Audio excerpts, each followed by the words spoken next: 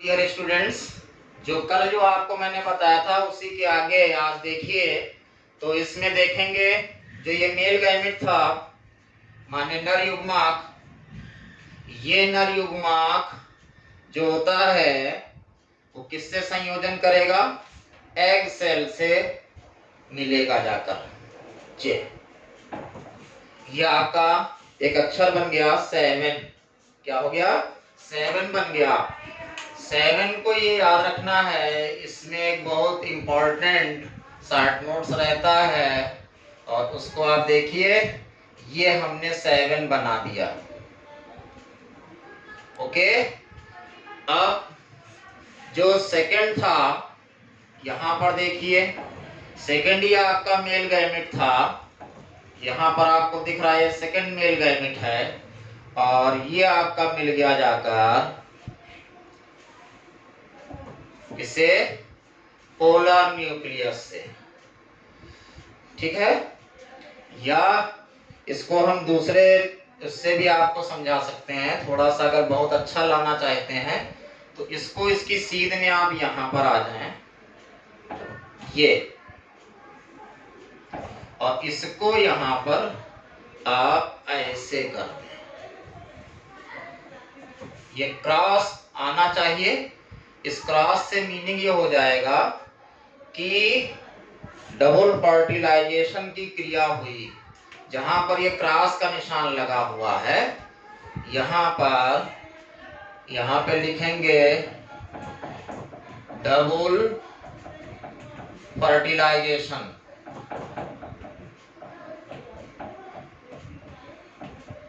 दोहरा निषेचन। अभी हम आपको दोहरे निषेचन के बारे में पूरी जानकारी देते हैं। दोहरे निषेचन की खोज एसजी नेवासीन ने की थी। इसमें क्या होता है कि 1 male gamete plus egg cell is equal to, ये भी n है, ये भी आपका मेल गैमेट जो है ये भी n है। तो 1 male gamete plus egg cell is equal to, ये आपका बन गया जाकर ओओ स्पोर और इसका सेकंड नाम हो जाएगा जाइगोट।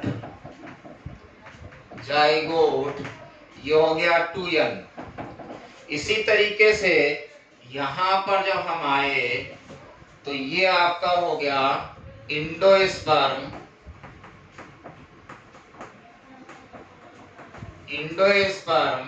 न्यूक्लियस। ये आपका हो गया 3n, त्रिगुणित। तो यहां पर मैंने लिखा है n प्लस n माने आगुणित 2 हैं।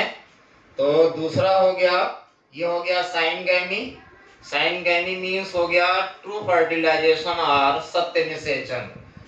दूसरा मेल गैमेट जो था वो पोलर न्यूक्लियस से मिला जाकर, तो वहां पर था n प्लस n और ये हो गया, तो ये हो गया 3n।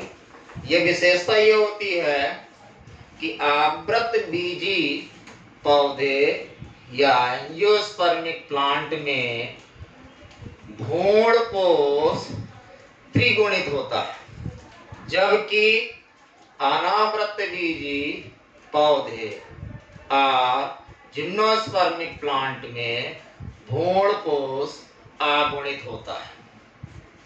और अनावृत बीजी में यह निषेचन से पहले ही निर्मित हो जाता है, लेकिन आवृत बीजी पौधे में भ्रूणपोष का निर्माण निषेचन के बाद होता है। आगे देखिए, ये आगे जो ओस्पोर हिंदी में था अंडबीजाणु, इसका एक और भी नाम मैं आपके उस पे दिए दे रहा हूं। इसको हम लोग एक नाम देते हैं अंडबीजाणु, या एक नाम था युग्मनज।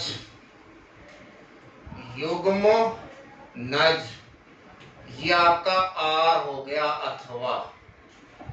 ठीक है, अब ये आगे जाकर किसमें विकसित हो गया? क्योंकि अब आप पढ़ रहे थे वनस्पति जगत को दो भागों में बांटा गया, थैलोफाइटा और एम्ब्रियोफाइटा। एम्ब्रियोफाइटा को दो भागों में बांटा गया था, ब्रायोफाइटा और ट्रैकियोफाइटा।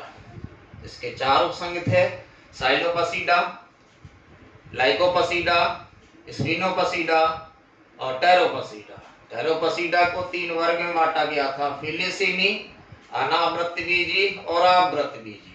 संसार के सबसे उच्च कोटि के पौधे आवृतबीजी पौधे हैं।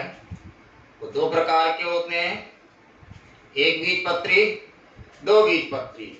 तो इसमें लास्ट में जब हम यहाँ आए तो अंडबीजांड जो था ये विकसित हो गया एम्ब्रियो में। कहने का तात्पर्य हुआ कि ये भ्रूण बन गया जाके।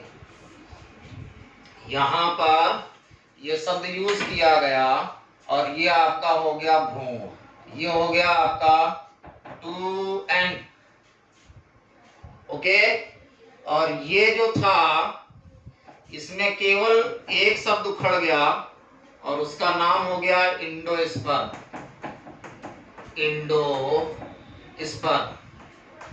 इंडोस्पर्म का मीनिंग हो गया भ्रूण पोष।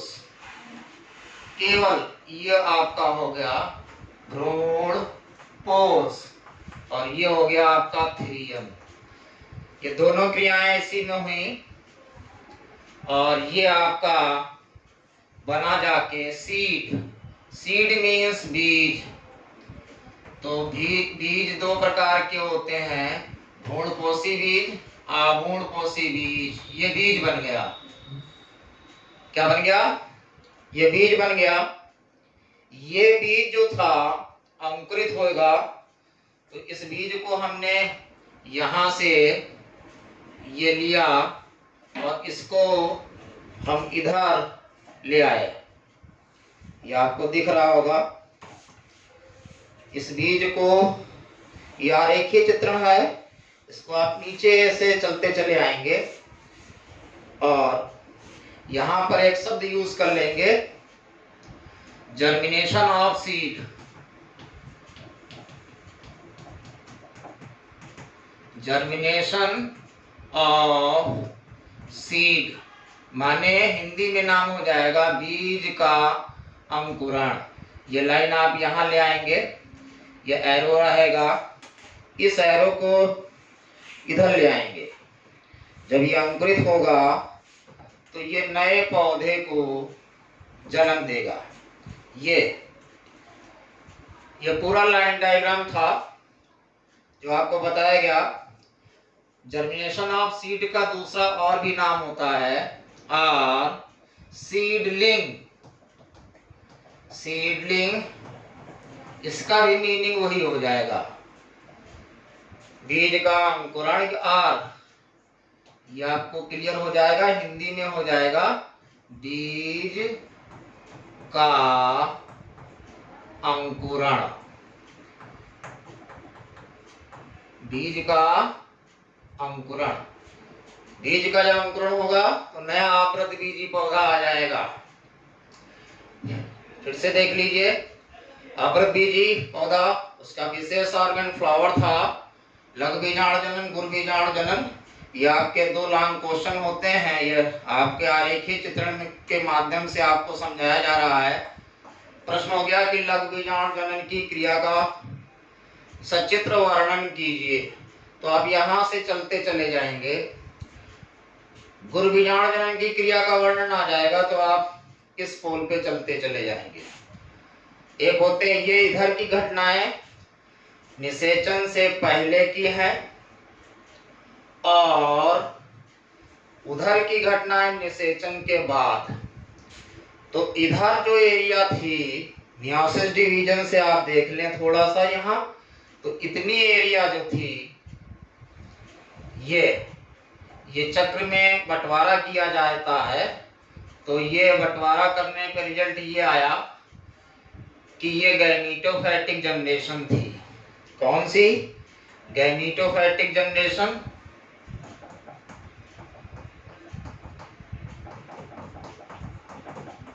गैमीटोफैटिक जनरेशन। गैमेटोफाइटिक का जनरेशन का मतलब था युग्मोत्पत्ति पीढ़ी, और इधर जो जनरेशन आप पढ़ रहे थे ये सब 2n है, तो ये हो जाएगा स्पोरोफाइटिक जनरेशन।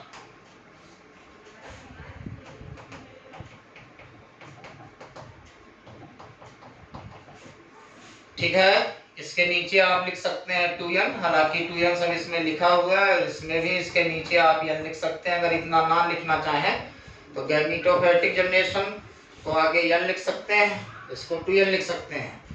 तो यहाँ पर विशेषता ये थी, 2 लॉन्ग क्वेश्चन है, कभी कभी पेपर में बायोलॉजी में न्यूमेरिकल आ जाता है, तो न्यूमेरिकल में ये क्लियर किया जाता है कि पूछा जाता है आवृतबीजी पौधे के परागकोश में पराग मात्र कोशिका की संख्या, अगर संख्या 100 दी गई है और परागकण के बारे में पूछा गया है, तो आप जहां पर अर्धसूत्री विभाजन आ जाए तो उसको आप 4 से गुणा कर देंगे और परागकण की संख्या 400 हो जाएगी। अगर प्रश्न ये हुआ कि परागकोश में परागकणों की संख्या 400 है और इसकी संख्या को पूछा गया पराग मात्र कोशिका की संख्या बताएं, तो ऐसी स्थिति में 400/4 इज इक्वल टू 100, ये को आ गया पराग मात्र कोशिका की संख्या। सभी को समझ में आ गया होगा स्टूडेंट्स, ये न्यूमेरिकल आ जाता है। मैंने बताया था अभी आप लोगों से पिछले लेक्चर में डिस्कस किया था कि आवृतबीजी पौधे का 348 WL के संकेतांक में ये प्रश्न आया था, 1 नंबर का, बहुविकल्पी था, तो वो इसी तरीके से आता है। जो आप ये देख रहे हैं n2n इसी से क्लियर कर लिया जाता है। ठीक है स्टूडेंट्स, सभी को क्लियर हो गया? Okay, thank you. बाकी नेक्स्ट अगले लेक्चर में बताया जाएगा।